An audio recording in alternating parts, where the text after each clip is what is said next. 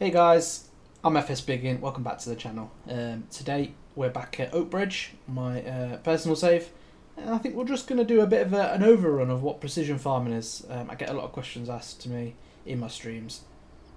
How do you do the tram lines? How do you do this? How do you do that? So I thought, do you know what, we'll do a quick video where I can showcase a bit of the precision farming, what it does, how it works, and how you get your tram lines in your fields, because everybody asks, and they are such a cool new feature that's fairly realistic, as you can see over here. Depends on the shape of the field. AI puts them in, but you can see over here the tram lines that are in.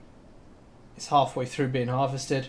Likewise over here with my linseed, and over here with this computer generated one. This isn't my field, by the way, so yeah, without further ado, let's actually get into it. So with Precision Farming, it is a DLC. It did come out on FS25 because that's what we're playing on, and it is free. It's free to use. All you need to do is download it in the mod hub and enable it on your career save before you load into your save. Once you have got it, it'll come up in the menu and it'll show here Precision Farming. It gives you all these different option types. We'll quickly just go through what all these are. So you've got soil types. That just tells you what you've got. So, you know, in 81 we know we've got a bit of silty clay, we've got a bit of sandy loam, and we've got a bit of normal loam. That can have an impact on your yield, because, you know, sometimes it makes it harder to get decent yield out of it depending on the soil type. You'll see that as we scroll through these little menus here, how we performed on this field just recently because we've just harvested it.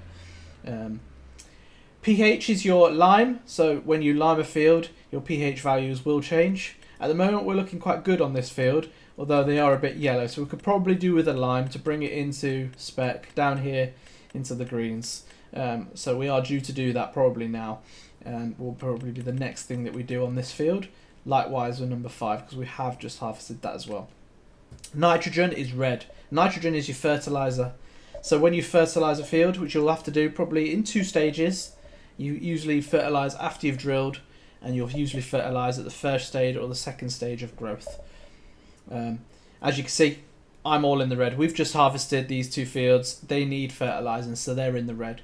As we fertilize them, they will go green, and they'll look more like number 11 down here, where it has been fertilized and is nearly ready to harvest, in fact.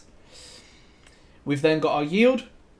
So we haven't harvested number 11 yet. We have just harvested 5 and 7. The yield did get a little worse. We've got a load of yellow over here. We're only getting 85% yield. And now yield is important because yield is the amount of product that you're getting, the amount of crop. The better the yield, the more product, the more money you're going to make. The less yield, the less money you're going to make. And it's all about making money on this game, essentially. Unless you're just playing for fun. And, well, we're all playing for fun. But unless you're just playing and you're not really that fussed about it, you might not use precision farming.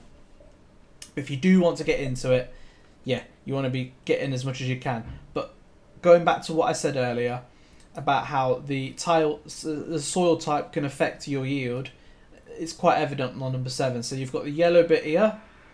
And if we go over to our soil type, soil type, you can see that silty clay, that's where all the yellow is. You might not be able to improve that because you can't change the type of soil that you've got. All you can do is treat it as much as you can. You've also got environmental scores. So doing things like ploughing, using slurry, stuff like that that's bad for the environment brings your score down.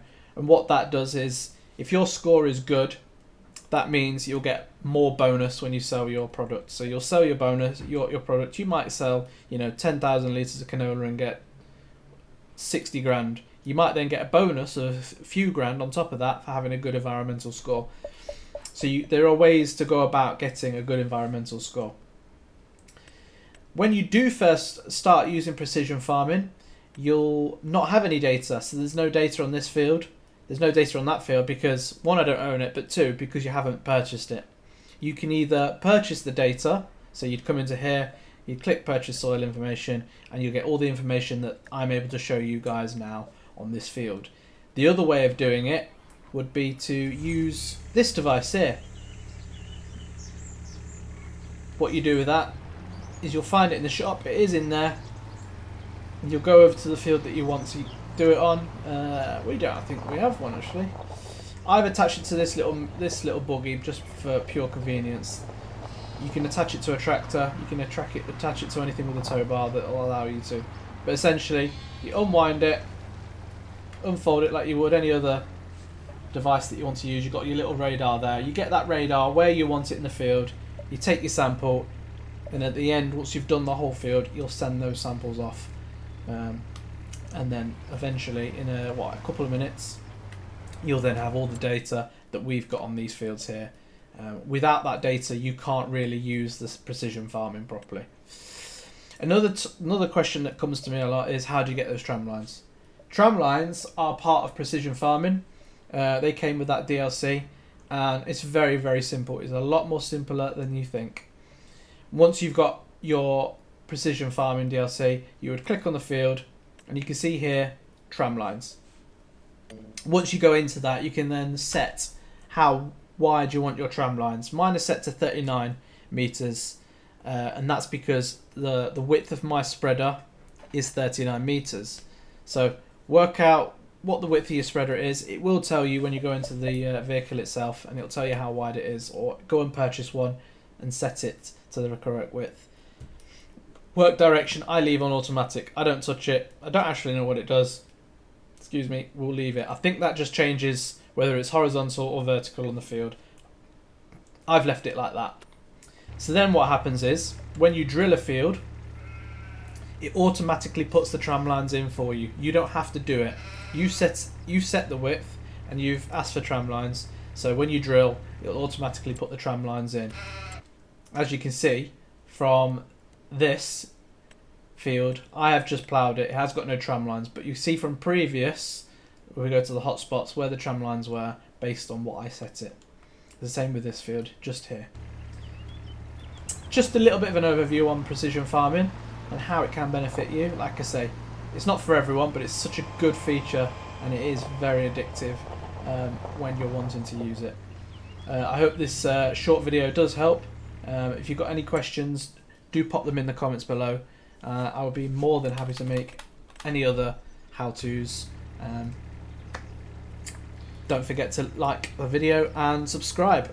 We're trying to build a little bit of a community on the YouTube as well as the TikTok and the other platforms. So do drop us a follow and do drop us a like. And I will catch you soon. Cheers!